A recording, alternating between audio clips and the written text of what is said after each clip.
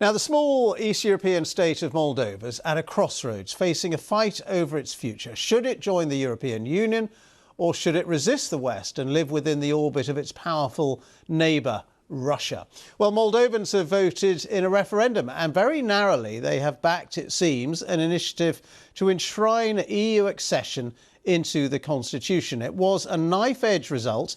The yes vote 50.5%, the no vote 49.5%, that's with just over 99% of the votes actually counted. Now, the Moldovan president, Maia Sandu, has blamed foreign forces and criminal gangs for the result being much, much closer than had originally been anticipated. And the European Union said that there had been unprecedented Russian interference in the referendum vote. Well, since Russia's invasion of Ukraine, Moldova's pro-Western and pro-Russian factions have become increasingly divided. One of the poorest European countries, it has been affected by the presence of Russian troops since the early 90s. Up to 700 people were killed then when the breakaway Transnistria declared independence. A three-party ceasefire agreement was enforced by Moscow. The Council of Europe defines the region as militarily occupied by Russia.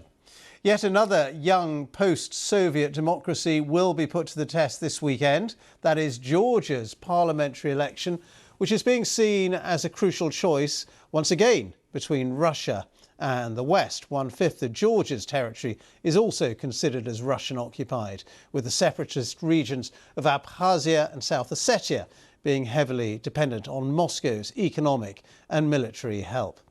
Well, on Moldova's election and the referendum, our Eastern Europe correspondent Sarah Rainsford now reports from Chisinau.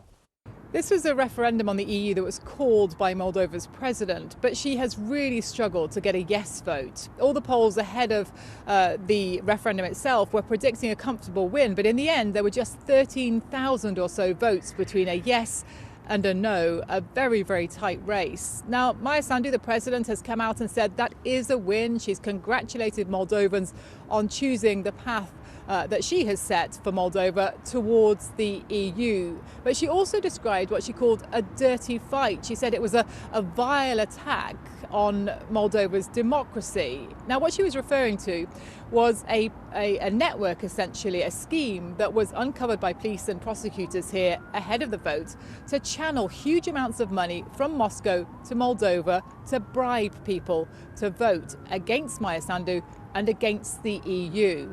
Now, when I asked the president about that earlier today, I said, is this Russian meddling specifically? She wouldn't use the word Russia, but she did talk about criminal gangs and she talked about foreign forces. And certainly police have identified the money coming from Moscow. Now, at one polling station, we did see a woman looking for money. Essentially, she told us, she admitted that she had been paid to vote, although she wouldn't say who for. But that was some evidence that on the ground, at least, this was not a clean fight. Now, this wasn't a vote that Maia Sandu had to call, but she wanted it to really cement Moldova's way towards Europe. And that is because she has seen Vladimir Putin and his Russia as a threat, particularly since the full-scale invasion of Ukraine, which is right next door here. She has got a win, but this is not a comfortable win. And in fact, I think it leaves open very, very widely, very broadly, the question of where exactly Moldova's future politically will lie.